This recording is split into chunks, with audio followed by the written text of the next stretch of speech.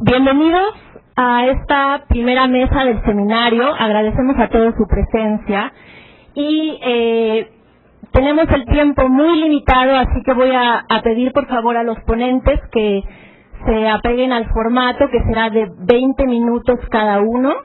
Y sin más, pasamos a nuestro primer ponente, que es Pedro Salazar, investigador de este instituto y organizador del evento. Muchas gracias, buenos días, gracias a todos ustedes por su participación y a nombre del doctor Lorenzo Córdoba y de un servidor, organizadores de este evento, quiero agradecer la presencia a ustedes y sobre todo a nuestros invitados. Sin más, comienzo con mi ponencia. El axioma no puede evadirse. Los partidos políticos son instituciones fundamentales, indispensables en la democracia moderna. Son, inevitablemente, guste o no, consustanciales a ella. La explicación de esta afirmación categórica tiene un carácter estructural. La democracia moderna es por necesidad lógica, representativa. Es cierto que el ideal democrático y el modelo antiguo, el arquetipo ateniense, apuntaban hacia la participación directa de los ciudadanos en la toma de las decisiones colectivas. Pero también lo es que, en la modernidad, dadas las dimensiones y la complejidad de las sociedades, el mecanismo de representación es, por decirlo de alguna manera, un mal necesario. Con los partidos políticos, por razones de vinculación lógica con la institución de la representación, sucede algo similar. De aquí la idea, magistralmente sintetizada por Hans Kelsen, de que sólo desde la ilusión o desde la hipocresía puede sostenerse que la democracia es posible sin partidos políticos. Pero para evitar confusiones, es conveniente advertir que los partidos no son ni deben ser las únicas formas de organización ciudadana para participar en los asuntos de interés general. Sostener que los partidos son indispensables para la democracia moderna no implica ni sostener que los partidos sean la condición suficiente para la existencia de una democracia. De hecho, como sabemos, también pueden existir partidos o el partido en diversas especies de autocracias. Ni tampoco implica suponer que los partidos tengan el monopolio de la organización y de la participación ciudadana. Entidades asociativas como los sindicatos, las organizaciones no gubernamentales, los movimientos populares, los frentes, etcétera, son complementos indispensables para lograr una democracia de calidad. La modalidad de participación ciudadana que queda reservada a los partidos es específicamente la que se refiere a las contiendas electorales y a través de las mismas a la integración de la representación política. Es por ello que tiene sentido afirmar que el futuro de los partidos políticos está entrelazado con el futuro de la democracia. Si los primeros perecen, desaparecerá esta última. Si en cambio los partidos se consolidan y cumplen con la finalidad que tienen a su cargo, se consolidará la democracia. Así de simple y de perentorio. Los partidos son el puente que deben cruzar los ciudadanos que aspiran a convertirse en representantes populares. Y en una democracia deben existir puentes diferentes, distintas opciones partidistas, aunque todas desemboquen en el mismo lugar, en los órganos de representación. En este sentido, debe entenderse el mandato que nuestra Constitución reserva para los partidos políticos.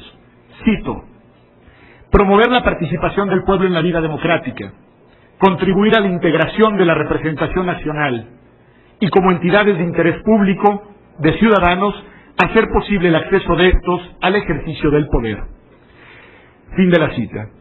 La pluralidad de vías para acceder al poder y el reflejo de esa pluralidad en los órganos de representación es una condición necesaria para la vida democrática. De ahí que desde ahora me pronuncio contra las iniciativas que pretenden reducir el número de partidos políticos y artificialmente, suprimiendo mecanismos como la representación proporcional, restringir el número de voces presentes en los órganos legislativos. Asimismo, es importante desenmascarar algunas falacias que se esconden detrás de las mal llamadas candidaturas independientes. Pongo un ejemplo. En una sociedad democrática, los ciudadanos podemos reunirnos con cierta frecuencia con un conjunto de personas para, por ejemplo, adorar una divinidad determinada, realizando una serie de rituales exclusivos y específicos, o bien para escuchar las canciones de un cantante de música popular, discutir sobre su vida, idear frases para elogiarlo y planear eventos para potenciar su éxito, etc. Lo que no podemos pretender es que personas sensatas acepten que nuestra organización es simplemente un club de vecinos. Las personas que acostumbran llamar a las cosas por su nombre, con razón, podrán señalarnos que lo que hemos constituido es, legítimamente, en el primer caso, una secta o una iglesia, y en el segundo, un club de admiradores.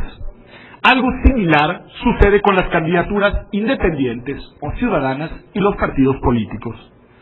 Las candidaturas independientes, siempre me gusta preguntarme, ¿de quién?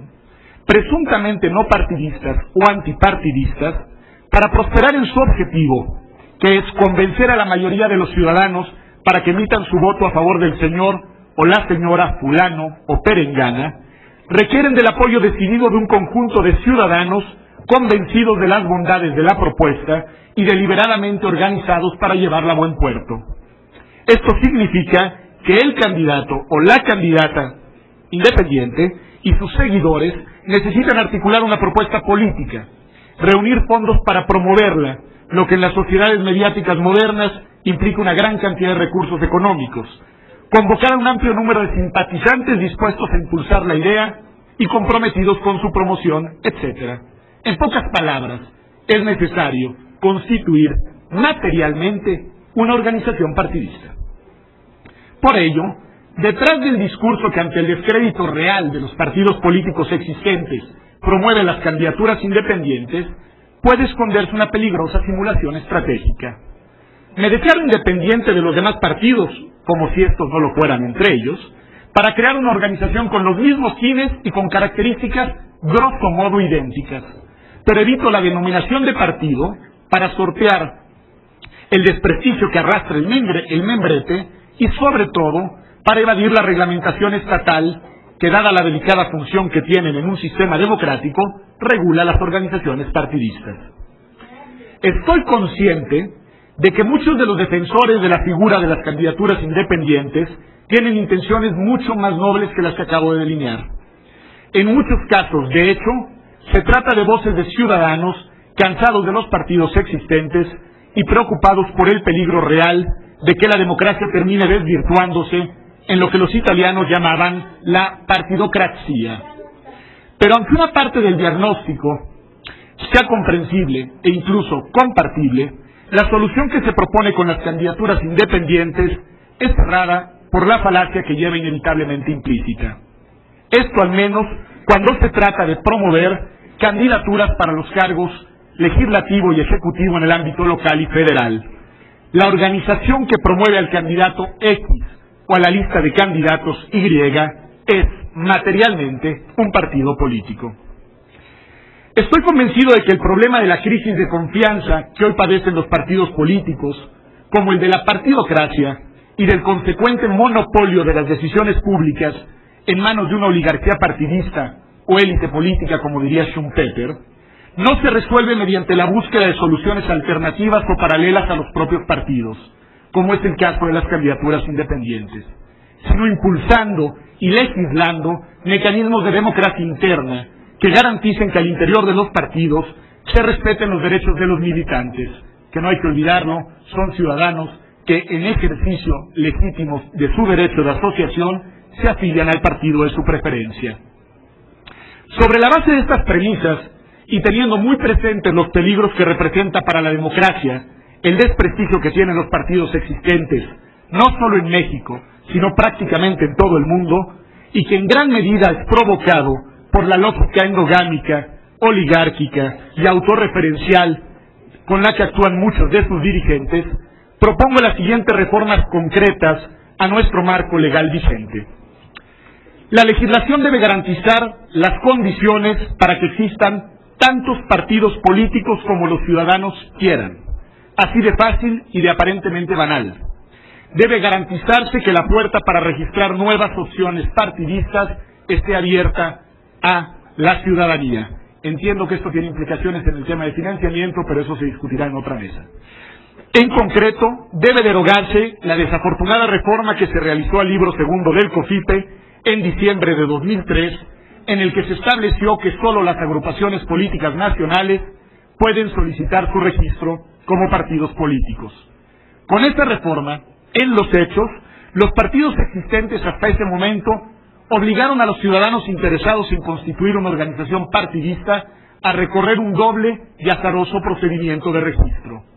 Dicha reforma, además, desnaturalizó a la figura de las APNs, que según el artículo 33 del COFIPE deben ser, cito, formas de asociación ciudadana que coadyuvan al desarrollo de la vida democrática y de la cultura política, así como la creación de una opción pública mejor informada.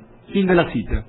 Por lo tanto, debe suprimirse este requisito para dejar establecido que los ciudadanos que aspiran a registrar un partido político nacional simplemente deban cumplir con los ya difíciles requisitos que establece el artículo 24 del Código en la materia, sin tener que conseguir primero el registro de una agrupación política nacional. Este es el sentido de las reformas que, en lugar de promover figuras engañosas como las candidaturas independientes, por un lado, impiden las tentaciones partidocráticas del espacio público y, por el otro, contribuyen a fortalecer el sistema democrático. Complementariamente, es necesario reconocer a los partidos políticos el derecho a coaligarse, si así lo desean, incluso tratándose de partidos nuevos, desde la primera elección a la que concurrirán una vez que obtuvieron su registro. Sustraer ese derecho a las nuevas organizaciones también fue una maniobra infortunada de la mencionada reforma de 2003. Sin embargo, para evitar simulaciones en esta materia, que también tiene implicaciones en la bolsa de financiamiento, es oportuno establecer en la legislación que todos los partidos políticos, sin importar si compiten en coalición con otros, deban aparecer de manera independiente en las boletas electorales. De esta forma, incluso cuando concurran coaligados o en realidad bajo la fórmula de candidatura común, los partidos deberán someterse al examen de las urnas y tendrán que superar la barrera del 2% que exige nuestra legislación como piso mínimo para seguir subsistiendo. Asimismo, por lo que hace a los partidos que pierdan su registro legal, es necesario incorporar en la legislación reglas claras para llevar a cabo su liquidación como entidades de interés público. Es indispensable contar con reglas que nos digan qué sucederá con los bienes de los partidos que desaparecen como tales. Este es un tema particularmente delicado, sobre todo a la luz de nuestro pasado reciente, y sobre todo por lo que hace a la posible afectación que la pérdida de personalidad de un partido puede provocar en los derechos de terceros, militantes, acreedores, etcétera, así como al destino de los bienes que hubiera tenido el partido. De ahí que la legislación debe establecer un verdadero procedimiento de liquidación. En otro orden de ideas, para evitar que los partidos políticos se conviertan en organizaciones oligárquicas y cerradas, es conveniente recoger en la legislación algunos de los criterios más relevantes que ha aprobado hasta ahora el Tribunal Electoral del Poder Judicial de la Federación en materia de democracia interna y de transparencia partidista. Por ejemplo, la ley debe recuperar los criterios que ha establecido el Tribunal para determinar cuándo los estatutos partidistas cumplen con el requisito de contar con procedimientos democráticos. Según el Tribunal, y creo que estos criterios deberían de estar en la legislación, esto sucede si los estatutos contemplan la existencia de una asamblea de afiliados como órgano principal de decisión que debe sesionar con un quórum determinado y de manera periódica para tratar, previa convocatoria específicamente realizada, los aspectos fundamentales de la vida partidaria. Asimismo, los estatutos deben establecer el derecho de los militantes a votar y ser votados para todos los cargos directivos. También deben contemplar mecanismos de control de los órganos directivos, estableciendo plazos fijos y determinados para la duración de los mismos, contemplando los supuestos de incompatibilidad para ocupar cargos partidistas y la posibilidad de revocar los nombramientos de los dirigentes en determinadas circunstancias. Finalmente, los estatutos deben establecer claramente sanciones para los miembros que infrinjan las normas estatutarias, pero también, sobre todo, los medios de defensa correspondientes con todas las garantías jurídicas del caso, defensa, audiencia, etc. Por otro lado, del mismo modo, es pertinente recoger en la legislación otras tesis relevantes mediante las cuales el tribunal estableció, por un lado, que el juicio para la protección de los derechos político-electorales de los ciudadanos es la vía idónea para impugnar los actos definitivos e irreparables de los órganos de los partidos, y también los diferentes momentos en que es legítimo impugnar la inconstitucionalidad, ilegalidad o antidemocraticidad, si se me permite, de los estatutos de un partido. Lo mismo sucede con criterios jurisprudenciales en materia de acceso a la información partidista, que en aras de la transparencia que debe caracterizar a la actuación de todos los poderes e instituciones relevantes en un sistema democrático, adoptó el propio Tribunal Electoral. Para el Tribunal, por tratarse de entidades de interés pública, la información de los partidos que obren los archivos de la autoridad debe estar a disposición de los ciudadanos. Pero todavía faltan por definir en este tema aspectos muy delicados. Por ejemplo, si la información partidista que no consta en un expediente de autoridad pública puede ser objeto de solicitud ciudadana. Y en este supuesto, ¿ante quién debe exigirse la consulta? ¿Qué autoridad debe intervenir en caso de negativa injustificada? ¿Cuáles son las sanciones? Etcétera. Desde mi punto de vista, los partidos deben ser objeto de la normatividad general en materia de información pública y transparencia. Pero no ignoro las dificultades que implica encontrar un equilibrio entre este imperativo teórico y la lógica política y estratégica que es propia de la función partidaria. Todas estas materias son muy delicadas porque están en juego las tensiones entre derechos y principios democráticos con la esfera de autonomía que legítimamente deben tener las organizaciones partidarias. Por lo mismo, creo que debe ser el legislador quien establezca las fronteras que hasta el día de hoy, a falta de una reforma electoral, han tenido que realizar los magistrados del tribunal. Y esas fronteras, para ser democráticas, deben dar prioridad a los derechos sobre los poderes y a la transparencia sobre la opacidad. Concluyo. De cara a la reforma que viene, debemos exigir que los partidos controlen las funciones oligopólicas que tienen sus dirigencias y que se expresan en iniciativas regresivas y, desde mi perspectiva, no del todo democráticas, como lo son cerrar las vías de acceso para nuevas opciones partidistas, condenarla a la desaparición a los nuevos partidos mediante la reducción de la representación proporcional, apostar por la opacidad y la discrecionalidad de sus decisiones, etc.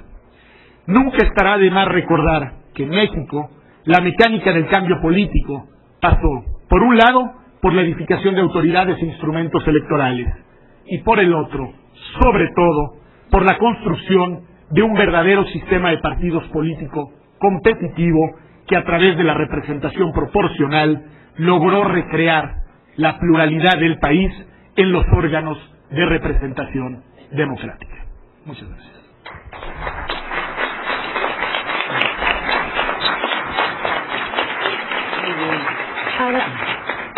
Agradecemos la participación del doctor Salazar y pasamos ahora, tenemos como segundo ponente al representante del PRD, Miguel Barbosa, que aún no llega. Entonces, por el momento pasaremos con Alberto Beñé, que es el presidente del Comité Ejecutivo Nacional de Alternativa Socialdemócrata. Muchas gracias, muy buenos días. Quiero empezar por agradecer a la Universidad Nacional Autónoma de México, desde luego al Instituto de Investigaciones Jurídicas y a IDEA la invitación a este foro y, por supuesto, reconocer su pertinencia y relevancia en un momento crucial de nuestra incipiente vida democrática. Mi intervención pretende ser una defensa razonada de los partidos políticos y de su importancia capital para articular la representación en una sociedad plural. Puede resultar, sin duda, extraño que alguien salga a defender clara y abiertamente a los partidos políticos políticos cuando hoy en nuestro país lo que predomina es una luz de críticas al pobre papel que, según la percepción de gran parte de la ciudadanía, juegan los partidos. No solo de cara a la consolidación de la democracia, sino también ante los grandes problemas y desafíos que debemos superar para lograr un desarrollo sostenido, sustentable e incluyente en un marco efectivo de libertades y derechos universales.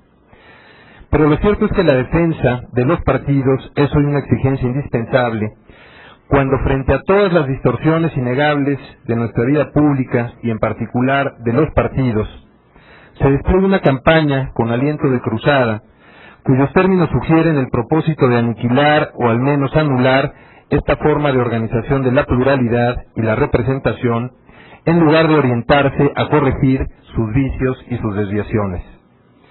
La misma andanada implacable se endereza contra el financiamiento público de los partidos y la conformación y el ejercicio de la representación política. La lógica del discurso no es distinta.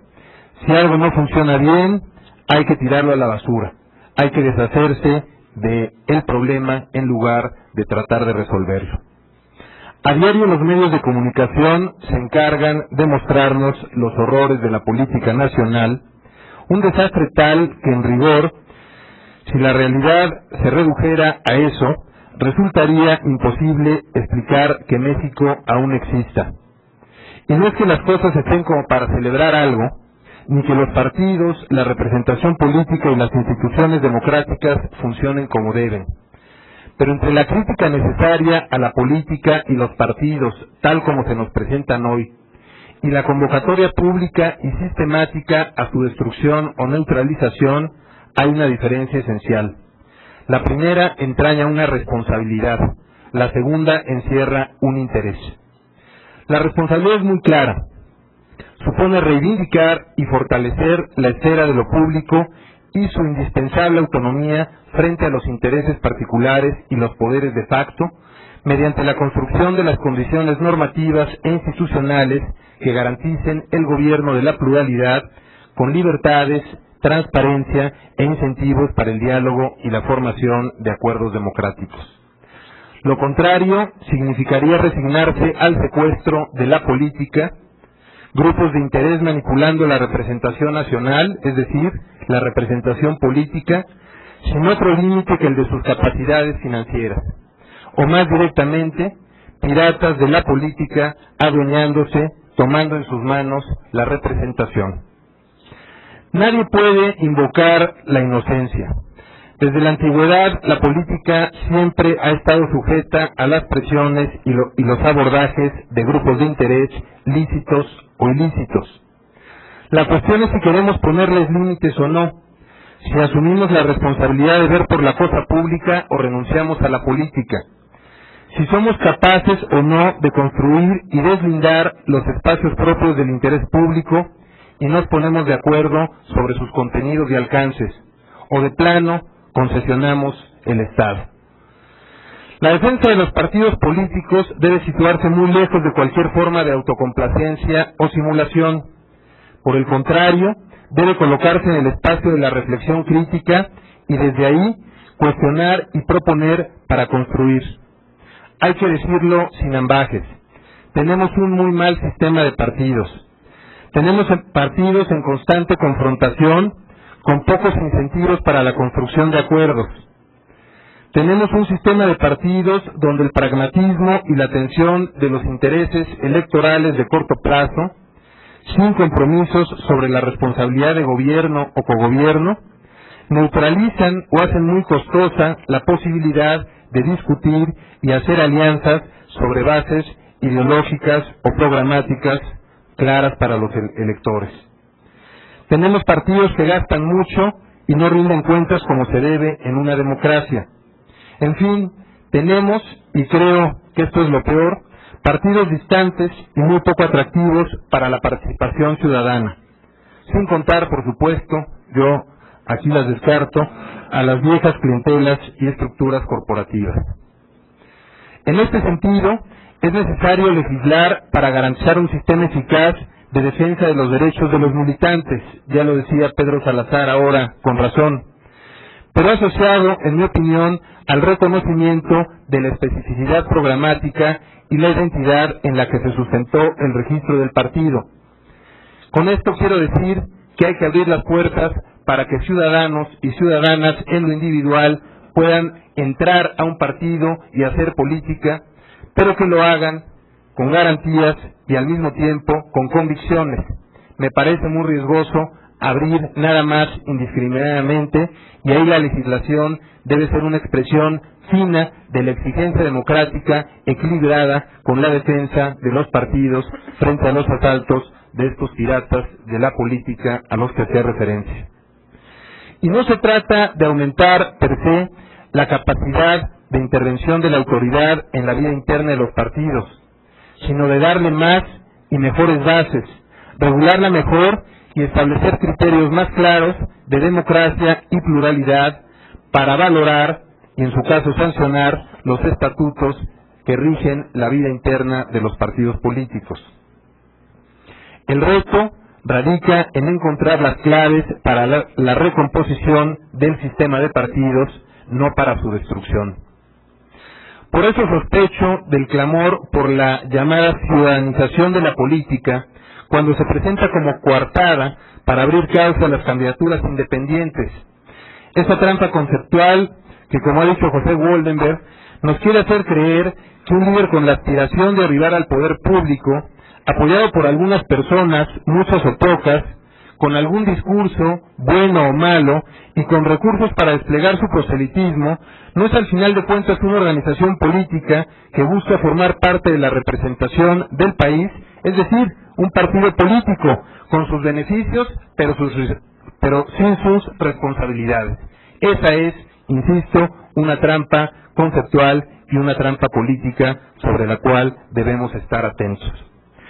Lo que se requiere es encontrar la fórmula adecuada para garantizar la participación de ciudadanos libres en el partido de su preferencia y al mismo tiempo para flexibilizar la formación y el registro de nuevos partidos, rompiendo el círculo vicioso que propicia la legislación actual, acentuada en esta distorsión con las reformas de diciembre del 2003, donde los registros suelen ser las más de las veces un premio al corporativismo y las clientelas electorales. Esa es otra trampa y en consecuencia hay un falso discurso en materia de registro de partidos. Abramos el registro de partidos, desvinculémoslo del dinero sin control, del financiamiento que no esté sujeto a la representación probada, al voto ciudadano. También tengo serias reservas ante quienes ofrecen no gastar dinero público para hacer política y ante quienes buscan confundir la crítica genuina a las grandes cantidades de recursos involucrados en la política con la pretensión de romper el principio de supremacía del financiamiento público sobre el financiamiento privado de los partidos y las candidaturas. En el fondo, admitir ese discurso significaría subordinar la política y la representación, el interés general y las instituciones públicas al poder duro y crudo del dinero. Que es necesario disminuir en forma sensible la cantidad de dinero destinado a los partidos y las campañas, no me cabe duda. Pero entre esa exigencia ética en una sociedad tan profundamente desigual, entre ese reclamo legítimo de la sociedad y la vulneración de un principio vital para preservar la autonomía de la esfera de lo público frente a los intereses particulares y los poderes de facto, hay una gran distancia. Las piezas del discurso contra los partidos van revelando cada vez más una intención, conforme se van juntando. Candidaturas independientes, predominio del dinero privado. Al final de cuentas no es otra cosa que un discurso contra la responsabilidad política y la pluralidad propia de una sociedad, ya lo decía, diversa y desigual, profundamente desigual, donde es muy fácil que el dinero se adueñe cada vez más de la política. La ecuación es tan simple como tramposa, pero el problema es que ahí no se acaba. La cruzada se dirige asimismo contra el número de partidos y la configuración de la representación política. Y de nuevo debemos hacernos cargo de nuestra responsabilidad, pues es cierto que la experiencia de los partidos como negocio familiar o de grupo ha sido una realidad no solo vergonzosa, sino irrefutable. Ahí está perfectamente documentada para vergüenza de nuestra incipiente democracia. La solución que ofrece el discurso contra los partidos, sin embargo, sigue siendo falaz. Como si al restringir la pluralidad se fuera a resolver el problema, la fórmula sugerida es reducir el número de partidos y acentuar el carácter preponderante del principio de mayoría para integrar los poderes públicos, cuando con seriedad lo que se requiere ante las desviaciones mostradas por los partidos negocio es imponer obligaciones de transparencia que trasciendan la normatividad sobre el origen y el destino de los recursos para adentrarse en la regulación de su ejercicio y en los procedimientos de liquidación y recuperación de bienes de los partidos que pierden su registro. Hoy, como saben, la legislación electoral regula eso, si el origen y el destino de los partidos son lícitos, pero no regula la manera en que se ejercen, y siendo recursos públicos, me parece que por lo menos debíamos sujetarnos a la legislación en materia de adquisiciones, de obras, de contratos, y en ese sentido someternos también a las obligaciones de transparencia. En materia de financiamiento debemos explorar nuevas ideas, nuevos criterios, otras fórmulas, pero siempre, lo repito una vez más, sobre la base de la primacía del financiamiento público. No es el tema de esta mesa, habrá una dedicada a ello, pero no hace falta inventar nada. Está dicho y está claro por muchas y muchos expertos en nuestro país que debemos reducir los tiempos de campaña, modificar radicalmente los términos de la relación entre los partidos y los medios electrónicos de comunicación y, en mi opinión, definir las precampañas como procesos políticos internos y, por lo tanto, no mediáticos. Incluso, iría más lejos, si en una precampaña alguien contrata espacios en medios, en mi opinión, debería de quedar descalificado para después registrar una candidatura. De otro modo, tenemos precampañas que pueden durar 6 años. O más, alguien ahora podría postularse ya para el 2018. Y debemos, desde luego, someter a los partidos, ya lo decía, a la legislación, no solo de transparencia, sino de acceso a la información, con todas y las debidas regulaciones que se requieren para, como decía Pedro Salazar atinadamente, no vulnerar los espacios de estrategia, de planeación estratégica inherentes a un partido. Pero son entidades de interés público y administran o administramos, lo digo en primera persona, recursos públicos. Espero que esté claro que no vengo a hacer una apología de los partidos hoy existentes. Lo que quiero es hablar del sistema de partidos que, desde mi punto de vista, deberíamos aspirar a tener en un país realmente democrático. Es decir, uno donde la enorme diversidad nacional se exprese a través de la pluralidad y de la representación formal, y no por medios violentos o vías opuestas al compromiso con la legalidad democrática. Hablo de una representación plural capaz de evitar casos como el de Oaxaca, donde el malestar social legítimo se desbordó por la incapacidad del sistema político para procesar las diferencias, sobre todo aquellas que se estaban dando entre la propia clase política y que trataron de montarse en un reclamo legítimo, distorsionándolo para hacer sus ajustes de cuentas. En el mundo de las instituciones democráticas siempre es preferible remodelar a demoler, porque incluso cuando se demuele, el cascajo acaba formando parte de la nueva construcción y suele quedar mal acomodado en el nuevo conjunto de reglas pretendidamente construido desde los cimientos.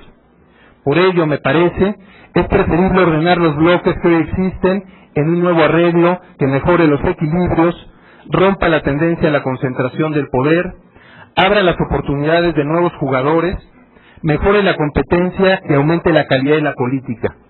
Pero sobre todo, un arreglo constitucional que exprese la convicción de que es posible gobernar la pluralidad mediante el diálogo y la construcción de acuerdos y no suprimirla o restringirla artificialmente.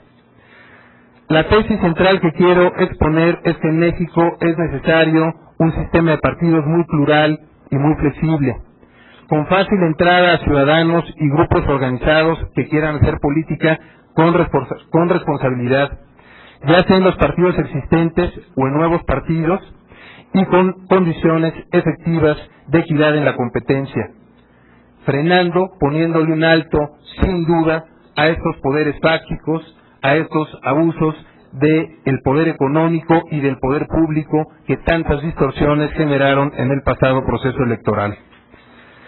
Tiene que ser, en última instancia, un sistema que se decante a través del voto.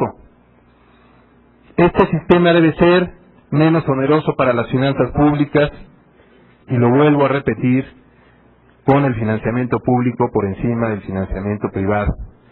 Quizá haya subrayado demasiado esto, pero de verdad me preocupa cómo el interés y el dinero privado se está adueñando cada vez más de la esfera de lo público, no solo a través de los procesos electorales, sino en el ejercicio cotidiano de la representación y los gobiernos, en los congresos y en los gobiernos federal y locales.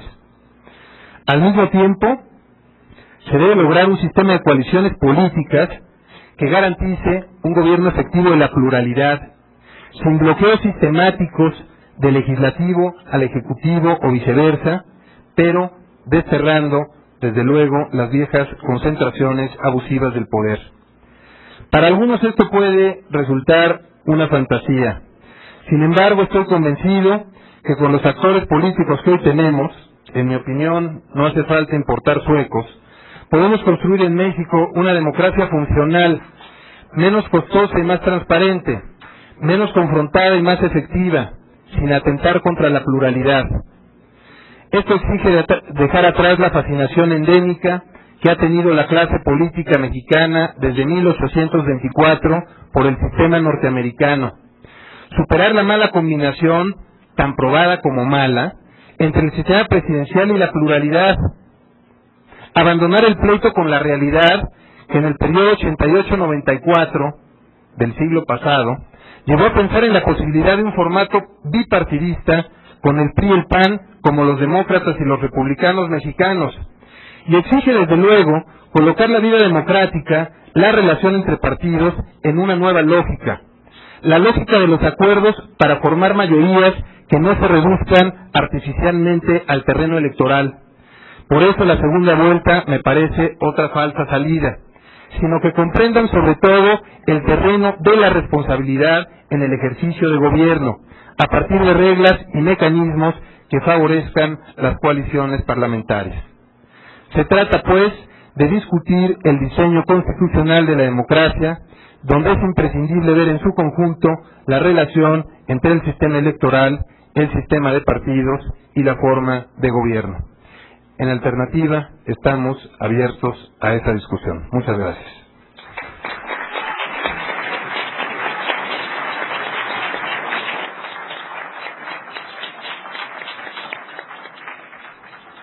Muchas gracias, Alberto Beñé. Pasamos ahora a la participación de Rosario Green en su calidad de secretaria general del Partido Revolucionario Institucional. Muchas gracias. Muchas gracias. Yo quiero agradecer enormemente a la mesa y proceder muy rápidamente a presentar mi texto. La primera cuestión que me gustaría mostrar a ustedes o que me gustaría discutir con ustedes son 2 preguntas, 4 temas y haré después unas breves conclusiones acerca del momento político que vive mi partido, el Revolucionario Institucional. Ante todo, permítanme felicitar al doctor Héctor Fix Cerro y al Instituto de Investigaciones Jurídicas de mi alma mater, la Universidad Nacional Autónoma de México, por la iniciativa de este seminario destinado a la reflexión sobre los alcances de las posibles reformas en materia electoral en sus diversos componentes, y agradecerles la gentileza de su invitación a participar en esta primera mesa dedicada a uno de los factores fundamentales de cualquier sistema democrático moderno, los partidos políticos. Sabedora de la tiranía del tiempo en este tipo de ejercicios, a continuación me permito presentar a todos ustedes mis consideraciones sobre los temas propuestos por los organizadores de esta sesión. Y dije que iba a hacer 2 preguntas para iniciar y después referirme a 4 temas y mis conclusiones.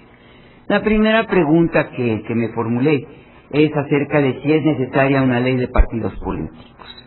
En la actualidad, las disposiciones jurídicas acerca de la existencia y funcionamiento de los partidos políticos están contenidos, como ya bien se señalaba, en el libro 2 del Código Federal de Instituciones y Procedimientos Electorales, el COFIPE, y podría pensarse que una reforma de este código tendría necesariamente que incluir modificaciones relativas a los partidos.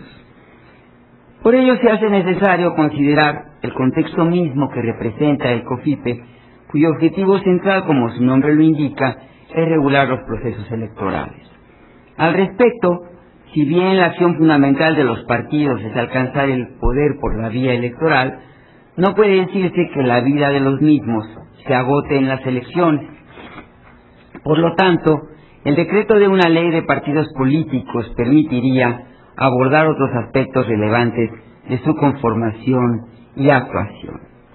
Aunque parezca un asunto solamente de forma, desagregar las disposiciones legales relativas a los partidos políticos del COFIPE les daría mayor especificidad y haría más fácil su consulta y su manejo.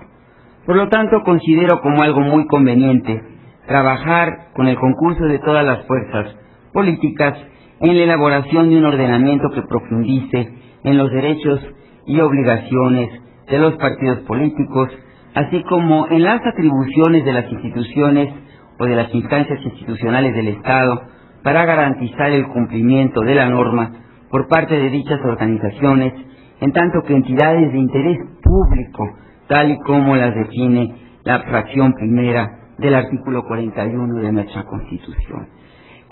Consultando algunas de las más recientes estadísticas para América Latina y sobre todo un organismo de reputación bien conocida como Latinobarómetro, podemos observar que si algo señalan es que lo que viene creciendo es la participación, no es la participación convencional, sino la participación no convencional.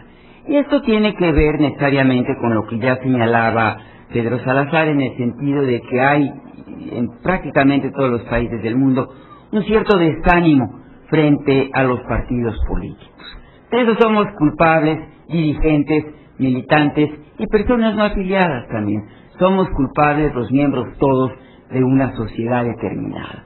Porque es muy importante que reconozcamos que la única vía a la democracia, su fortalecimiento y su consolidación es a través de las elecciones, la participación en partidos políticos y la presentación de partidos políticos a las contiendas electorales.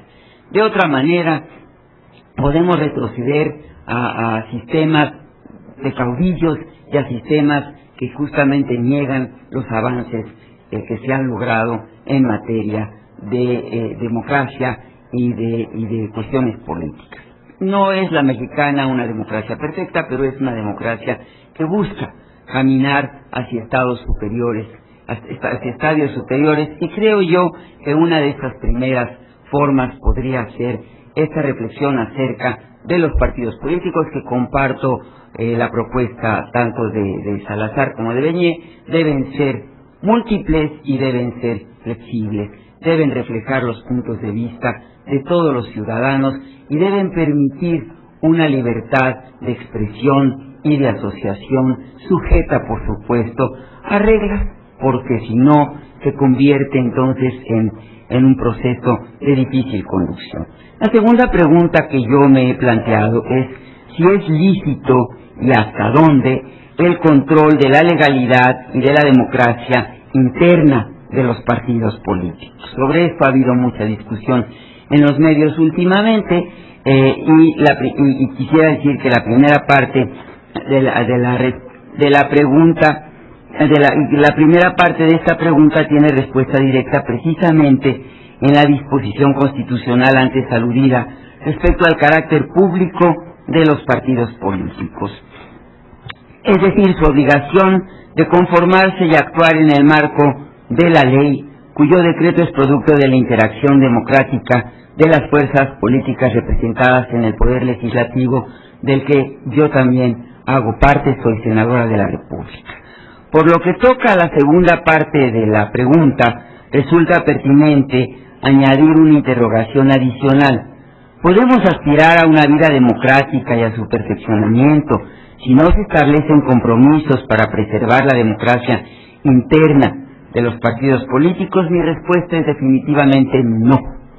Es importante abundar, conseguir, garantizar la democracia al interior de los partidos políticos. En tal virtud, los legisladores, atentos al sentir de nuestros representados y de las organizaciones políticas y sociales, tendremos que encontrar fórmulas que combinen la garantía de la libertad para conducir la vida interna de los partidos con la certeza de sus militantes respecto a sus derechos partidarios.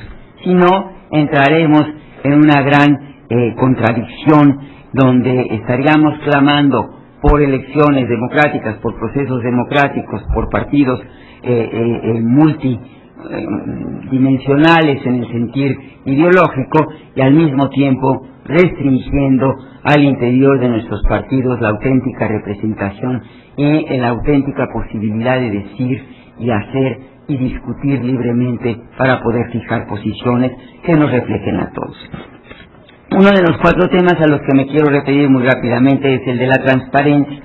Es interesante observar que una parte sustancial de las disposiciones del COFIPE relativas a los partidos políticos tiene que ver con su financiamiento y el uso de sus recursos para su propaganda en la radio y en la televisión. Ya decíamos aquí y sabemos que el financiamiento de los partidos políticos y en sus campañas es fundamentalmente de carácter público.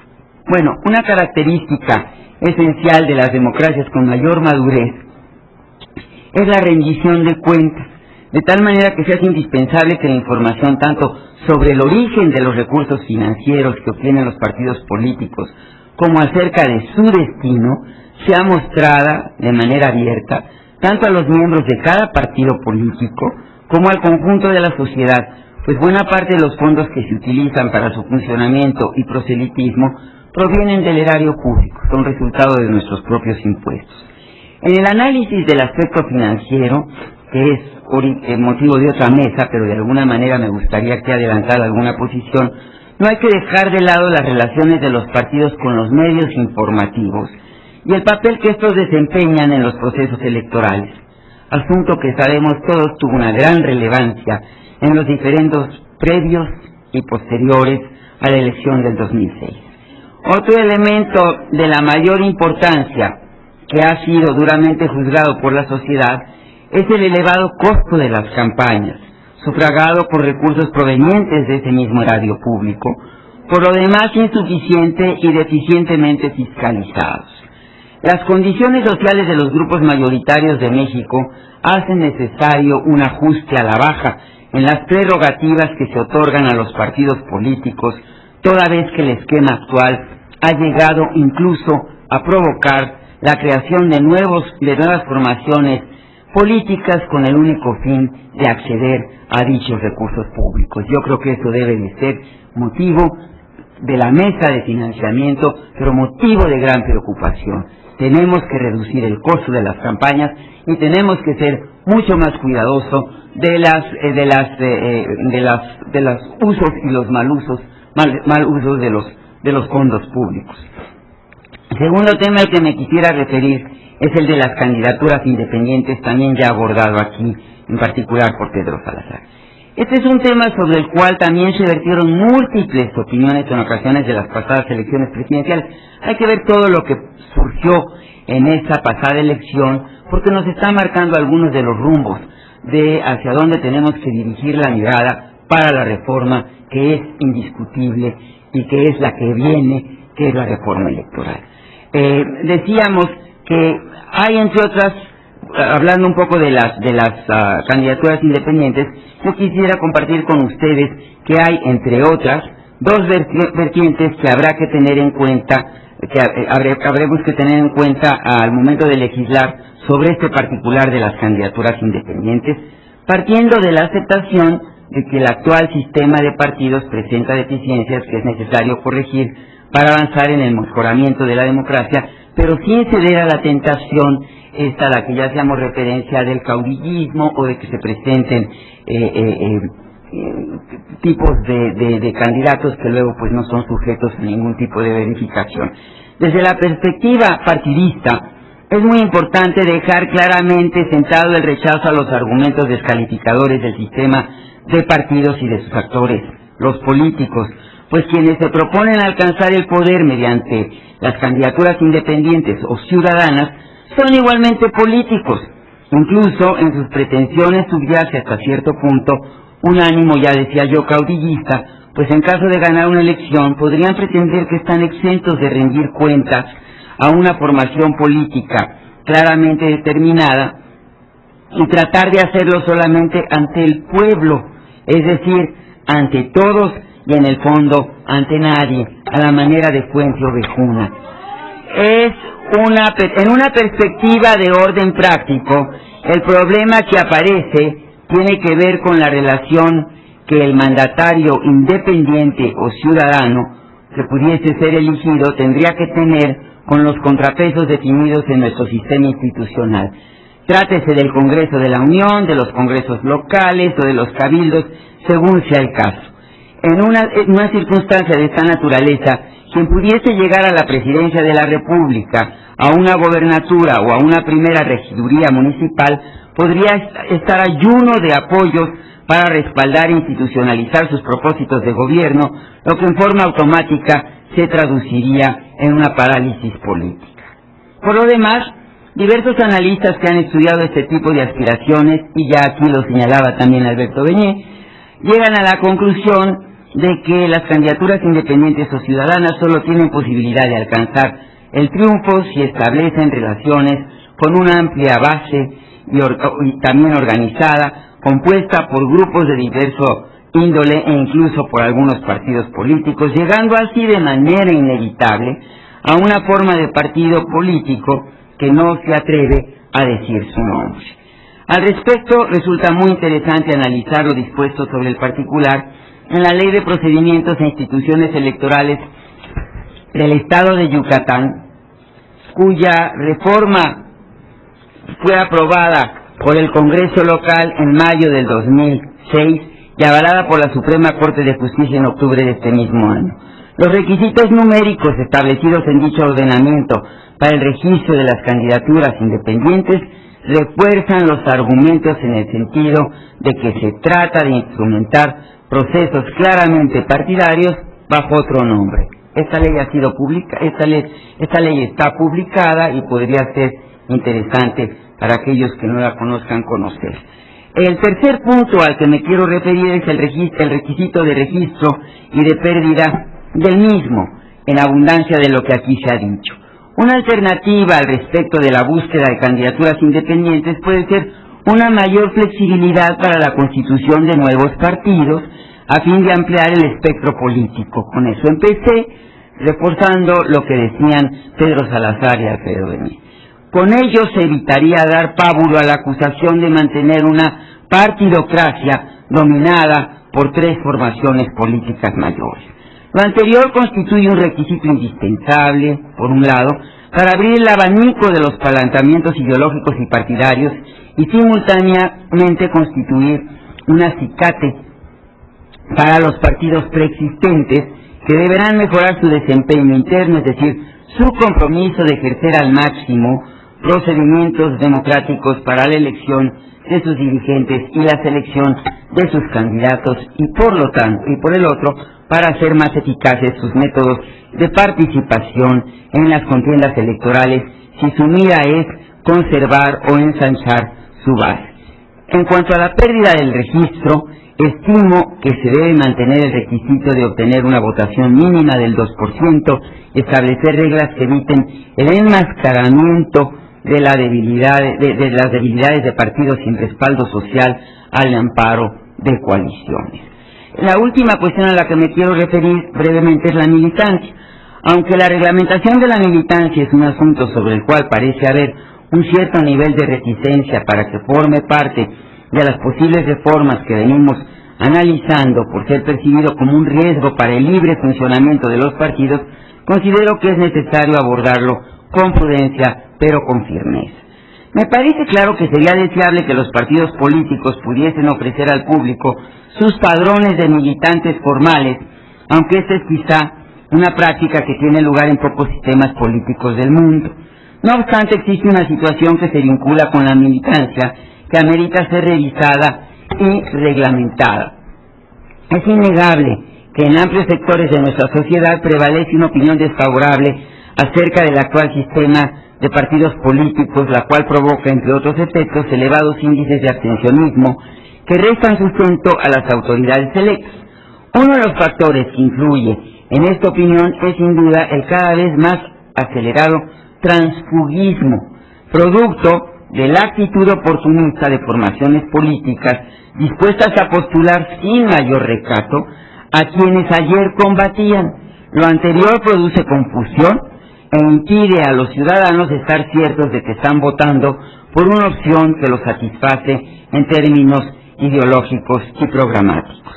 Sobre este particular, se hace necesario considerar la posibilidad de establecer limitaciones a dicho transfugismo, impidiendo que quien haya sido aspirante a una candidatura en el seno de un partido pueda hacerlo en otra formación política antes de que transcurra un mínimo de 2 años.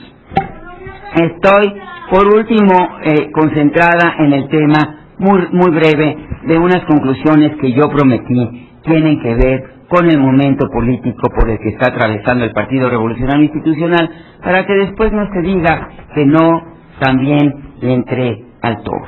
Y se trata básicamente de los dos procesos que en este momento están teniendo ocasión de manera prácticamente simultánea. Si me dejaran terminar, pues yo les agradecería muchísimo, pero si no es igual voy a seguir hablando aunque ustedes sigan gritando. Por un lado estamos inmersos en un proceso de carácter deliberativo. Nosotros hemos llamado a una Asamblea Nacional Extraordinaria, la cuarta, para los días 1, 2 y 3 de marzo, con motivo también del aniversario del Partido Revolucionario Institucional. Para realizar este tipo de asamblea, nosotros nos hemos decidido por un método según el cual hemos solicitado a las diferentes entidades federativas, a las 32 entidades federativas, a las 27 organizaciones del partido, a los 3 sectores también del partido, que hagan propuestas referentes a nuestros 4 principales documentos: nuestra declaración de principios, nuestro reglamento, nuestro código de conducta y, por supuesto, nuestro programa de acción.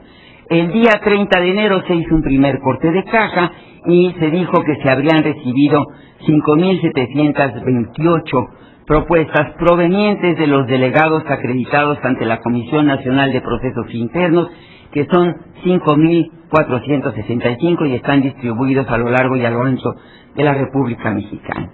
Hemos decidido que el 14 de febrero se cierra el tiempo para recibir propuestas adicionales o para revisar aquellas que se recibieron y fueron publicadas en un número especial de la revista La República.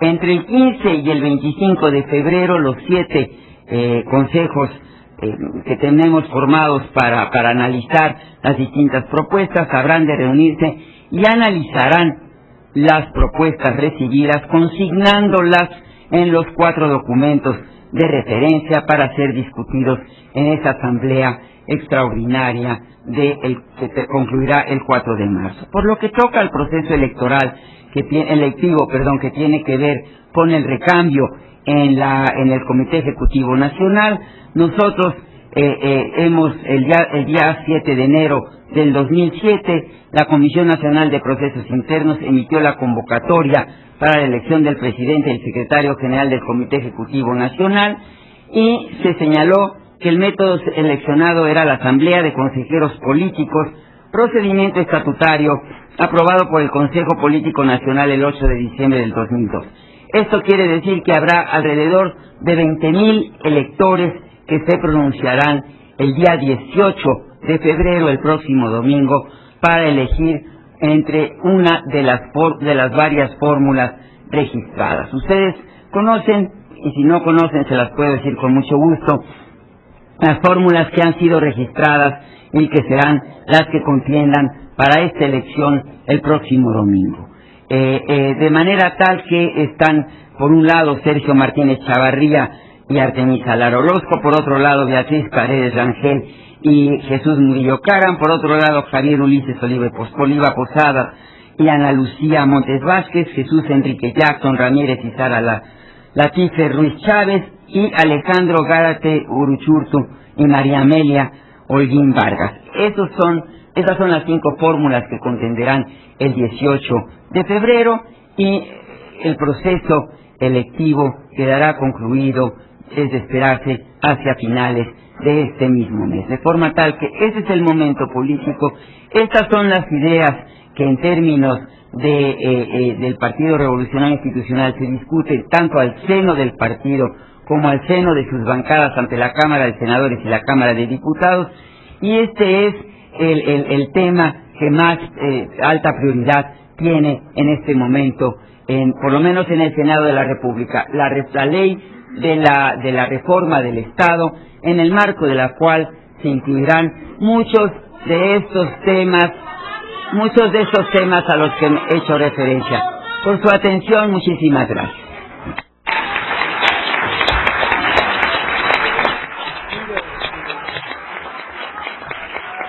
Sí.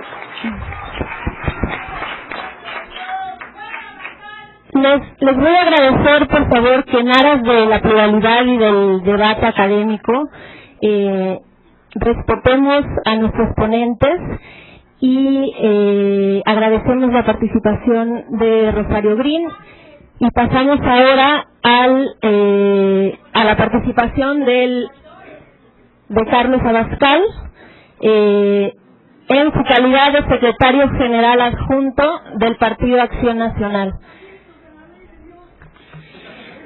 Muchas gracias, doña Alejandra. Muy distinguidos integrantes de la mesa, felicito a la unánime idea por este muy valioso espacio de reflexión de personas inteligentes, de personas comprometidas con México, para abordar un tema central para el desarrollo de México, el tema de la modernización siempre permanente de nuestras instituciones democráticas. Quiero comenzar por resaltar que gracias al diálogo respetuoso e incluyente quiero pues insistir en que gracias a un diálogo respetuoso e incluyente entre febrero y junio del año pasado, representantes de todos los partidos políticos participaron en una valiosa mesa de trabajo en la Secretaría de Gobernación y alcanzaron muy importantes acuerdos que obran en poder de esa autoridad. Este proceso de discusión no concluyó, pero se hizo de manera paralela al desarrollo del proceso electoral, aprendiendo del propio proceso para de esa manera perfeccionar nuestras instituciones democráticas. Ya existe, en estricto sentido, en el título, en el libro segundo del Código Federal de Instituciones y Procedimientos Electorales, una especie como de ley de partidos políticos. Puede desagregarse o no, lo esencial es cuál sería el contenido de esta ley de partidos políticos como para que valiera la pena desagregarla del actual Código Federal de Instituciones y Procedimientos Electorales. Sin duda, es necesario perfeccionar muchos aspectos del funcionamiento de los partidos. Sin embargo, hay que reconocer que el proceso gradual de perfeccionamiento de nuestra democracia hoy nos presenta un avance mucho mayor que hace 20, que hace 40 años en las instituciones democráticas y en los partidos políticos en particular.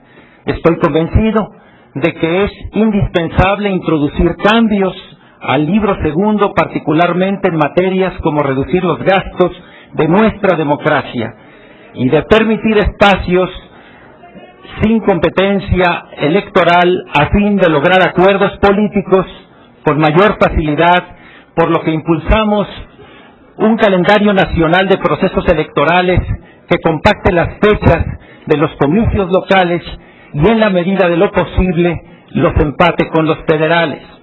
Pensamos que es importante reglamentar las precampañas, limitando su duración y su visibilidad, sus costos, y reducir los tiempos de campaña presidencial y de las campañas al Congreso, haciendo prevalecer la equidad en todos los procesos electorales. Proponemos también limitar el gasto público destinado a los partidos políticos y agrupaciones políticas nacionales, preservando el predominio del financiamiento público y revisar las funciones y presupuesto del IFE para compactar sus obligaciones en la época no electoral. Pensamos que es indispensable reglamentar los mecanismos que aseguren la transparencia y la equidad en la contratación de anuncios promocionales en los medios de comunicación. No bastan los esfuerzos de pactos y acuerdos entre los partidos ante el IFE. La ley debe prever este rubro. Es necesario también transparentar los gastos de la democracia, consolidando las facultades de fiscalización del IFE, otorgándole el acceso al secreto bancario y fiscal y obligando a los particulares a rendirle informes sobre la contratación de toda publicidad política. Si los mexicanos nos hemos dado un sistema democrático para que los partidos compitan en un marco de legalidad por el poder, la exigencia sobre la propia legalidad y democracia hacia adentro de los partidos es una consecuencia inevitable. Así lo dispone el artículo 27 del COFIPE al establecer los requisitos genéricos que deben contener sus estatutos. Sin embargo, hay dos posturas al menos en esta materia. Una que considera que el derecho no debe de intentar regular detalladamente la vida de los partidos políticos, pues el tema, dicen, rebasa el campo de lo jurídico. Para este sector de la doctrina, la legislación no debe extralimitarse, es decir, no debe ir más allá de asentar o señalar normas de carácter general que permitan a los partidos políticos adquirir una estructura uniforme y que además de esto, el legislador no debe entrar en detalles. La otra corriente es encabezada por quienes opinan que esas disposiciones deben rebasar lo meramente estructural y antes bien deben entrar al detalle en la búsqueda de precisión y no quedarse en aspectos meramente conceptuales. El argumento que valida esta postura y con el que estamos de acuerdo es que técnicamente es más adecuado regularlos en el máximo nivel jurídico como una garantía eficaz para el asentamiento y buen funcionamiento del sistema democrático. Sin embargo, es pertinente señalar que la normatividad sobre los partidos debe evitar siempre la injerencia de los gobiernos federal, municipal y estatal sobre la actividad política de los partidos políticos. Los partidos deben ser modelo de democracia con su ejemplo, deben formar ciudadanos y candidatos en los valores democráticos y en la defensa de la legalidad, y deben empezar por hacerlo en casa. Hemos estado comprometidos con la transparencia y el acceso a la información pública gubernamental. Por ello, nos parece que es fundamental llevar a nivel constitucional un régimen de transparencia en los partidos que los obligue a un sistema de permanente y transparente información a los ciudadanos. Las candidaturas independientes son un tema de gran relevancia que se presenta justamente en un contexto de desprestigio de los partidos y de los políticos en general, derivado de la falta de acuerdos sobre los grandes temas nacionales y los conflictivos y competidos procesos electorales estatales y federales que en últimas fechas hemos vivido, los cuales, por otro lado, en muchas ocasiones han presentado altas tasas de abstencionismo. es necesario primero replantear el término del debate.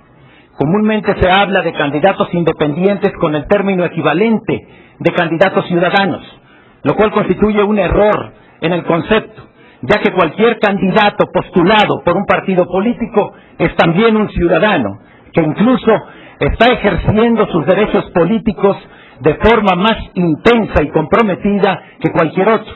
Por otro lado, es ingenuo e irreal pensar que puedan darse candidaturas completamente independientes, no tanto de un partido político, sino de grupos de interés o de presión, ya que detrás de una candidatura, sea partidista o independiente, existe una ambición legítima con frecuencia y un deseo de representar y agregar intereses económicos, políticos, sociales. Asimismo, aun cuando en nuestra legislación electoral federal no están contempladas como tal las candidaturas independientes, tampoco se obliga a ningún ciudadano a afiliarse a un partido político para poder ser candidato a algún puesto de elección popular. De esta forma, existe la posibilidad de que los partidos postulen a candidatos externos que no necesariamente tengan que ser militantes de partido. Para diferentes politólogos, Scott Mainwaring o Timothy Scully, los partidos establecen puentes entre el gobierno y los ciudadanos. Los gobiernos democráticos son gobiernos electos a través de los partidos. Si no hay partidos, ¿quién se responsabiliza de la actuación de un gobierno? Para los citados autores, los partidos reducen los costos de información al funcionar de manera similar a como lo hacen las marcas. Son contenedores de memoria colectiva, resumen identidades. Los candidatos que llegan al poder con un partido tienen compromisos con ese partido. En cambio, si alguien llega al poder sin partido, no se siente comprometido con una institución partidista y maximiza la incertidumbre. Los partidos bien organizados favorecen las relaciones ejecutivo-legislativo. Sin partidos, las legislaturas terminarían atomizadas y más vulnerables a la corrupción, y la competencia democrática se volvería impredecible, demagógica e incierta. Después de analizar varios países latinoamericanos, se observa que donde no hay un sistema de partidos sólido e institucionalizado, los gobernantes tienden a volverse antiinstitucionales. Por su parte, Downs argumenta que los partidos permiten a los ciudadanos ejercer control sobre políticas públicas, al favorecer que los votantes elijan entre diferentes programas que compitan. Los partidos funcionan como marcas que ahorran costos de información, ya que el ciudadano no tiene tiempo y con frecuencia ni interés para informarse acerca de lo que proponen los candidatos. De esta forma, los partidos, al tener una reputación colectiva, resuelven este problema. Además, proveen de cuadros para las distintas responsabilidades de gobierno al candidato ganador. Los partidos son las organizaciones diseñadas para llevar a los ciudadanos a los puestos de gobierno y de representación. En este sentido, los partidos deben servir a los ciudadanos. De hecho, los partidos solucionan problemas de acción colectiva que de otro modo no se resolverían. Así, un candidato independiente, por ejemplo, a la presidencia de la República, tendría que resolver los mismos problemas de un partido, por lo que se vería obligado a tejer redes en todo el país, a organizarse a través de comités locales, a buscar financiamiento y obviamente a dar cuenta de él, a formular un ideario programático y a difundirlo, a llamar a votar, a reclutar activistas. En suma, un candidato independiente estaría generando y cumpliendo las funciones de un nuevo partido político, en tanto que se convierte en una parte de la sociedad en busca de representación política, aun cuando se resista a ostentarse como partido político. Concluiría estas reflexiones sobre las candidaturas independientes con estas últimas ideas. Con opiniones divididas, la Suprema Corte declaró la constitucionalidad de las candidaturas independientes en Yucatán. Sin embargo, es importante no soslayar los problemas que subsisten en la discusión. Las candidaturas independientes podrían favorecer el regreso a la política caudillista y personalista que tan nefastos resultados trajo consigo en la época posterior a la Revolución, cuando se pulverizaron las candidaturas y dieron origen a mini partidos regionales y bajo el liderazgo carismático de alguna personalidad atractiva con efectos perniciosos sobre el sistema de partidos. No está claro y de acuerdo a qué criterios se habría de fiscalizar y controlar el desempeño de un candidato que no haya sido postulado por un partido. No está claro cómo se sancionaría a un particular que siendo candidato independiente cometiera algún ilícito. Los electores no podrían sancionar en las urnas a través del voto retrospectivo un mal gobierno emanado de una candidatura independiente, ni tendrían el conocimiento necesario para poder votar por uno o por otro, suponiendo varios candidatos independientes en la competencia. ¿Qué requisitos tendrían que cumplir para que un ciudadano sin partido pudiera competir como candidato independiente?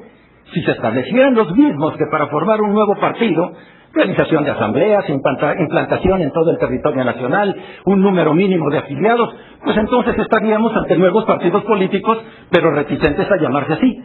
Si no se establecen los mismos requisitos que para formar un nuevo partido, entonces estaríamos ante una clarísima situación de desventaja para las asociaciones que hoy, conforme a la ley, aspiran a convertirse en partidos frente a estos candidatos independientes.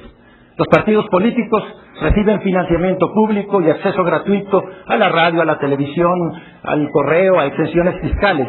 ¿Qué pasaría con los candidatos independientes? Si la respuesta es que tienen derecho a recibir estos mismos recursos, entonces estaríamos frente a algo muy parecido a un partido político sin la estructura y la capacidad organizativa correspondiente. Si la respuesta es negativa, entonces no habría equidad en la contienda ni efectiva rendición de cuentas. En todo caso, estoy convencido, como lo dice don Pedro, de que es importante abrir la opción a la formación de nuevos partidos políticos y de hecho me parece que la regulación existente es bastante generosa en la posibilidad de hacerlo. Por otro lado, creemos en la competencia electoral, pero también creemos que los recursos públicos destinados a los partidos deben ser destinados a las organizaciones políticas que tengan realmente una representatividad a nivel nacional y estatal. Pensamos que los requisitos de pérdida de registro de un partido, las causales que enumera el COFIPE son correctas y nos parece pertinente la propuesta de sumar esta posibilidad de que en las boletas aparezcan por separado todos los partidos que contienden para que no se vean cobijados en las coaliciones.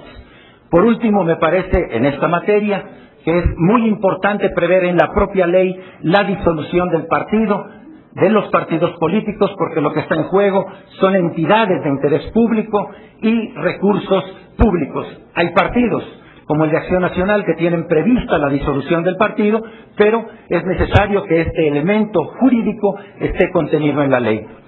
Muchas de las medidas que se están planteando, concluyo, contribuirán al desarrollo democrático del sistema de partidos. Pero la elevación del prestigio de los partidos, de su reconocimiento ciudadano, los ciudadanos hoy cuestionan a los partidos políticos, va más allá de este tipo de cambios en las normas. Tiene que ver, en todo caso, con la calidad ética y democrática de los políticos. Por eso, estamos convencidos de la necesidad de recuperar la política para conciliar posiciones diversas, incluso contradictorias, para que todos tengamos voz en democracia sin necesidad de violar los derechos democráticos de los demás. Pienso que es necesario un estudio compartido entre todos los partidos políticos para que la ciudadanía precise con absoluta claridad los motivos por los que está profundamente desalentada respecto de los partidos. Por ejemplo, me parece que una conducta, en mi opinión, que afecta la imagen de los partidos es la facilidad con la que los partidos políticos, movidos por el afán de ganar votos, que dan cabida como candidatos propios a personas que perdieron en un proceso de selección interna en otro partido, sin que, con gran frecuencia, haya alguna afinidad candidato-partido, sin que el candidato comparta la plataforma del nuevo partido.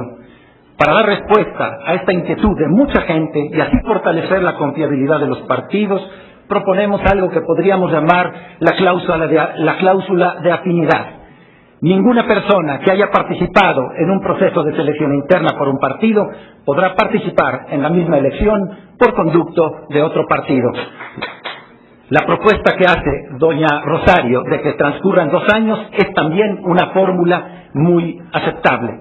No en balde, el artículo 41 de la Constitución establece que los partidos hacen posible que los ciudadanos tengan acceso al ejercicio del poder público de acuerdo con los programas, principios e ideas que postulan. Si los partidos políticos no tomamos en serio nuestros propios programas, principios e ideas, entonces no podemos exigir de los ciudadanos que lo tomen en serio. El reto es que los partidos políticos, hoy la vía preferida por la Constitución, privilegiada por la Constitución para el acceso al poder político y para legislar, se tienen que reformar a sí mismos. Yo quisiera concluir solamente diciendo que en esta mesa, de las expresiones realizadas hasta el momento, son muchas más las coincidencias que las divergencias. Enhorabuena por la democracia.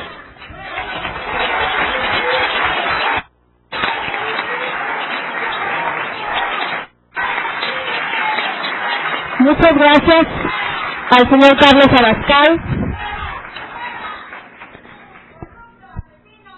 Pasamos ahora a la participación de Jacqueline Pochard, comisionada del IFAI y profesora de la Facultad de Ciencias Políticas y Sociales de la UNAM. No. Perdón. Muy buenos días. Muy buenos días. Muchas gracias al Instituto de Investigaciones Jurídicas y en particular a Lorenzo Córdoba y a Pedro Salazar por la oportunidad de estar aquí con ustedes y gracias a IDEA, que también es organizador de este evento. En el año 2000, después de la elección de la alternancia, todos estábamos convencidos de que el tema de las reglas electorales y de las autoridades encargadas de organizar, de vigilar y de calificar las elecciones era un tema que estaba superado. Sin embargo, había un tema central en el que había un acuerdo generalizado respecto de que una vez que habíamos logrado unas elecciones para la alternancia y que se había probado que éramos capaces de organizar elecciones que cumplían con los estándares internacionales de elecciones democráticas, había un tema central al que teníamos que abocarnos y hablábamos de la necesidad de reformas electorales de segunda y tercera generación, en las que el tema central era precisamente el tema de los partidos políticos y los partidos y el dinero, entendido financiamiento, fiscalización, acceso a medios de comunicación. Este era un tema que estaba muy claro después de las elecciones del 2000. Sin embargo, las elecciones del 2006 y el empate catastrófico volvió a poner sobre el tema del debate público asuntos que parecían ya superados, al menos en el momento del 2000. Es decir, ha vuelto a ponerse en la mesa del debate la necesidad de revisar la forma de integración de las autoridades electorales, la forma de renovación de estas mismas autoridades, en fin, temas que pensábamos que ya estaban superados.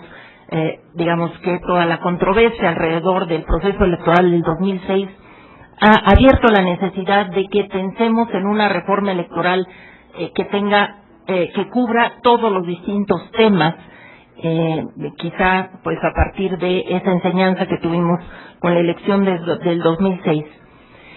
Yo diría, sin embargo, que el tema de los partidos políticos, que es el que nos ocupa en esta mesa, sigue siendo clave dentro de esto que debería ser una revisión a fondo, o si quieren ustedes, una cirugía mayor dentro de la reforma electoral, porque sí urge que podamos saldar cuentas con lo que son las inconsistencias o las lagunas en la ley sobre la cuestión electoral y la cuestión de los partidos, para que finalmente podamos avanzar en una reforma de instituciones públicas que ya desde mediados de los años 90 teníamos en la agenda de nuestras preocupaciones.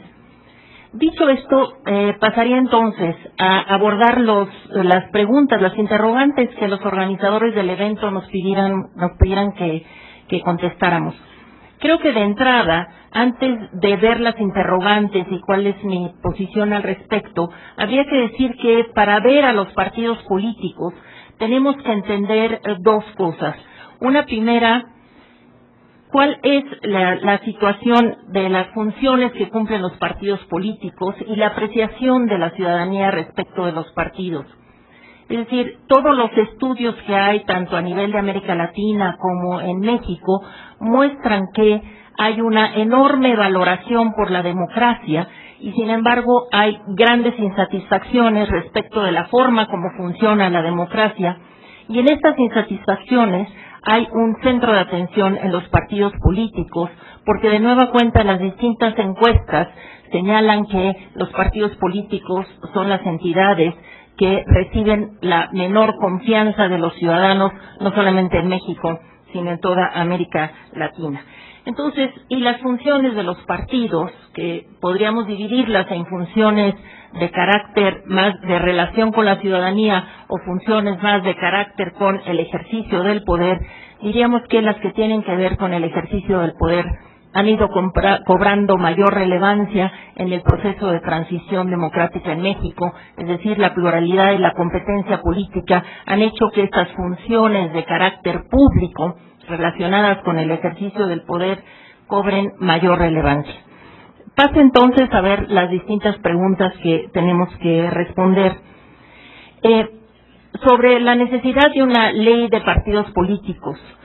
Creo que efectivamente tenemos ya identificada una serie de reglamentaciones respecto de los partidos políticos que habría que incorporar de manera muy clara, ya fuera al propio COFIPE o a una ley de partidos. En mi opinión, creo que una ley de partidos lo que podría hacer sería dar unidad al tema de las obligaciones y los derechos de los partidos. Sin embargo, yo no estoy de acuerdo con la necesidad de una ley de partidos, y voy a decir por qué.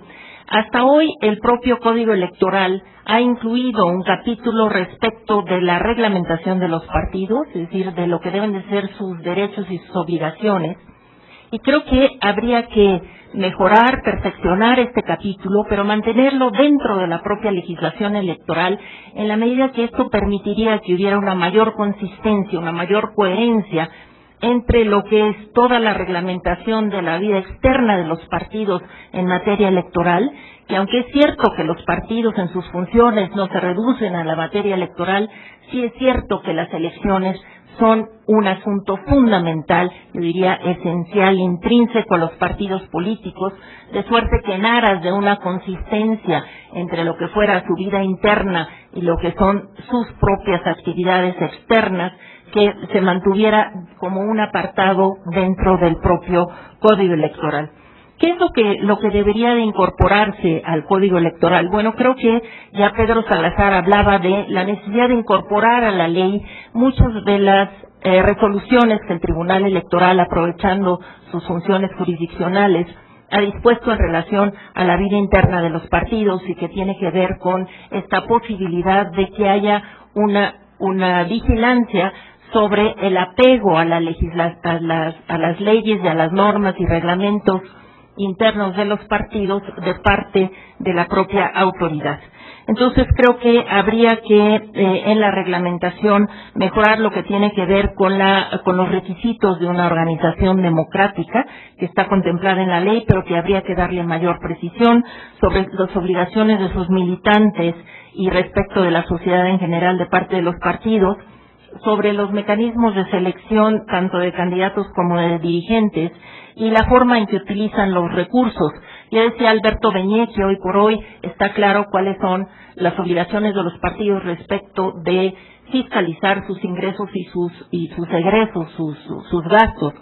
Sin embargo, lo que no sabemos es a partir de qué criterios es que se gastan, cómo se distribuye internamente dentro de los distintos niveles de los partidos, los recursos que los partidos políticos nacionales reciben, a partir de qué criterios internos es que se asignan a los comités estatales, distritales, etcétera. Creo que habría que ampliar la reglamentación respecto de estos asuntos.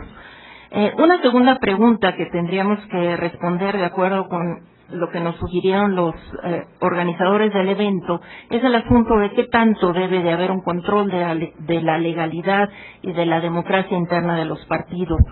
Ya se ha insistido aquí que si bien los partidos políticos son personas morales y miembros de la sociedad civil también es que, al ser entidades de interés público, tienen obligaciones en tanto efectivamente este carácter, de suerte que, si bien hay que proteger a los partidos de una excesiva intervención del Estado en su vida interna, porque, como también dijo Pedro Salazar, tienen que tener márgenes de autonomía suficientes como para poder desplegar sus estrategias y cambiar sus tácticas cuando consideren que esto es necesario para la promoción de sus propios estatutos, de sus propias declaraciones de principios.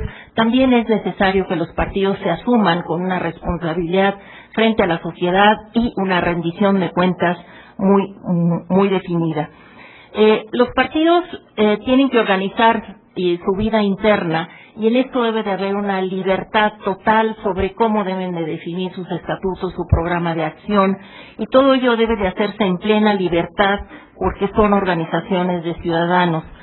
Sin embargo, para proteger los derechos de asociación de sus militantes y garantizar que los partidos sean organizaciones que se rijan por reglas democráticas, es importante que exista la posibilidad de acudir a una instancia externa solamente en caso de que los procedimientos internos de los partidos no hayan respetado toda la normatividad interna de los partidos. Es decir, el acudir a una autoridad externa, y esto ya lo ha definido el tribunal de manera muy clara, debe de haberse agotado de manera muy clara todo lo que son los procedimientos internos de los partidos.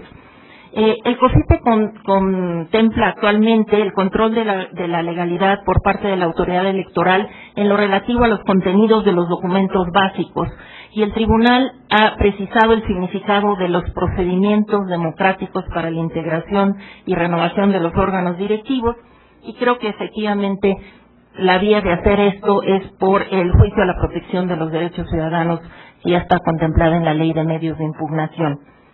El siguiente tema es lo que tiene que ver con la transparencia. Desde la reforma del 96 quedó claro que los partidos políticos estaban obligados a la rendición de cuentas frente a la autoridad electoral. Sin embargo, a lo largo de los últimos 10 años, la exigencia de transparencia respecto a los partidos ha ido incrementándose, de suerte que sí creo que ya los partidos deberían de quedar claramente como sujetos del acceso a la información pública y de la transparencia. Hoy por hoy, las demandas de la ciudadanía frente a cierto tipo de información sobre los partidos tiene que hacerse de vía triangulada a través de la autoridad electoral, a través del ICE. Creo que los partidos políticos deberían de ser sujetos de transparencia de manera directa, es decir, que los ciudadanos pudieran solicitar la información respecto de aquellos temas que tienen que ver, por ejemplo, con el asunto de sus reglamentos, qué tipo de reglamentos electorales o de reglamentos de selección de candidatos tienen los partidos, respecto de las resoluciones que toman los partidos en asambleas, en convenciones, lo que tiene que ver con la información que deben de dar los partidos políticos a los ciudadanos, y que los partidos fueran sujetos de la transparencia. Como ustedes ya saben, hay una iniciativa en el Congreso respecto de la necesidad de constitucionalizar la transparencia también, no solamente para los órganos gubernamentales, sino para aquellas entidades que, como los partidos políticos, pues dependen de tal manera de recursos públicos. Los datos que se tienen en el ICE sobre qué tanto usan los partidos los recursos públicos, pues hablan de que un 85% los partidos viven de financiamiento público en promedio, de suerte que esto hace que tenga que crecer la exigencia sobre la transparencia.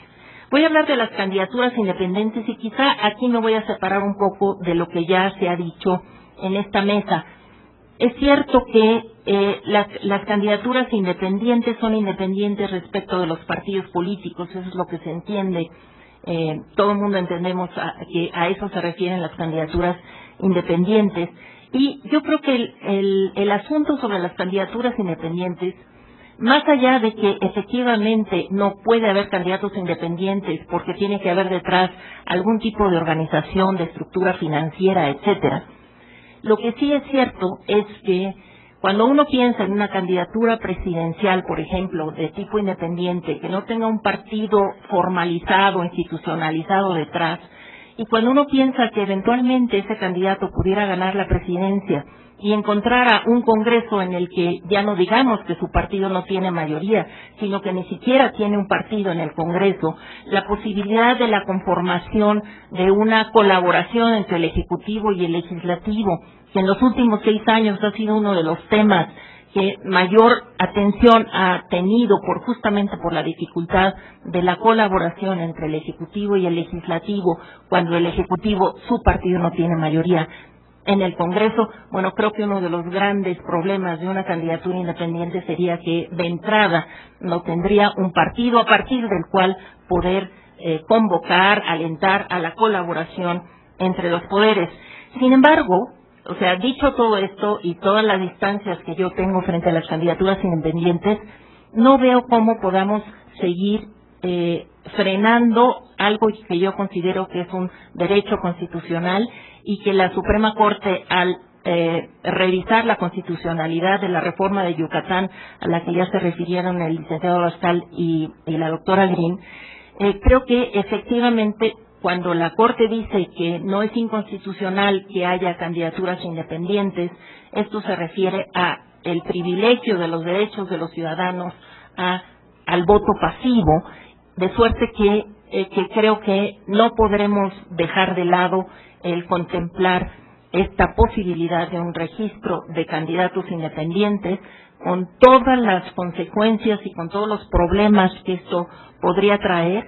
Pero me queda claro que una candidatura independiente, en cualquiera de los niveles que se propusiera, tendría que sí identificarse claramente cuáles son el número de ciudadanos detrás de esa candidatura, qué tipo de recursos tiene, una gran limitación en términos de financiamiento público, pero en cambio una fuerte exigencia en términos de control de los recursos de un candidato independiente. Es decir, creo que habría que trabajar sobre esto, pero soy de la opinión que el legislador ya no debería de seguir aplazando la posibilidad de contemplar estas candidaturas independientes.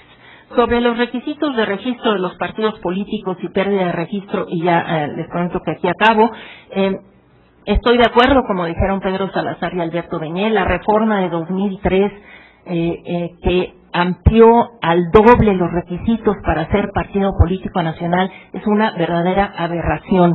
Es decir, lo que pasó fue que los partidos cerraron su club a la existencia de nuevos partidos, generaron una perversión que fue que quienes aspiraran a un registro como partido tuvieran que ir o a alianzas que eran casi contra natura o a volver hacia una forma de partidos más de corte corporativo clientelar.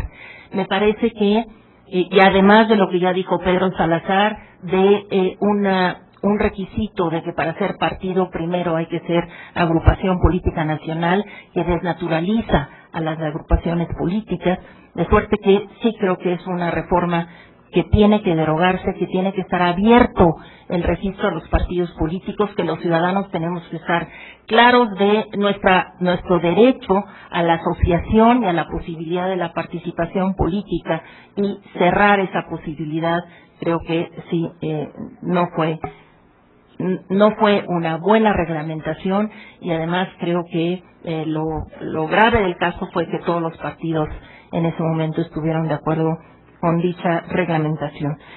Creo que también es indispensable reglamentar la pérdida de registro, porque efectivamente si dependen tanto de recursos públicos los partidos, pues tendría que haber, hoy por hoy lo único que hay es que los partidos políticos cuando pierden su registro están obligados a informar al IFE sobre los últimos recursos que utilizaron y recibieron.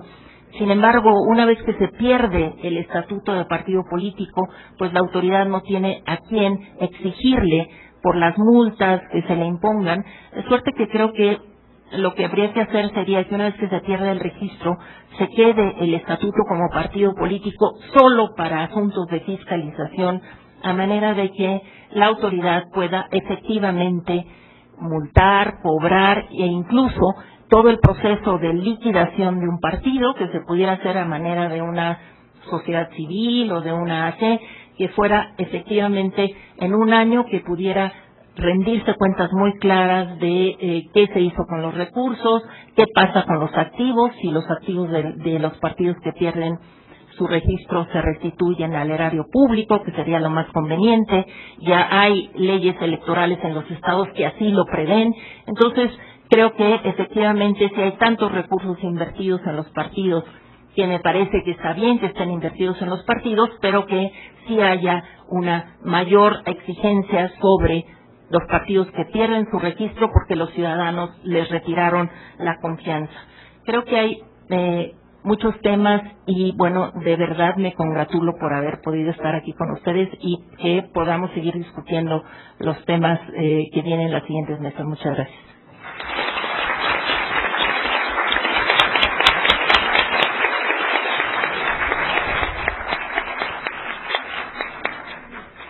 Como había comentado al principio de esta mesa, teníamos contemplada la participación del señor Leonel Cota. El viernes desafortunadamente canceló, iba a venir en su representación Miguel Barbosa y lamentablemente no llegó. Entonces,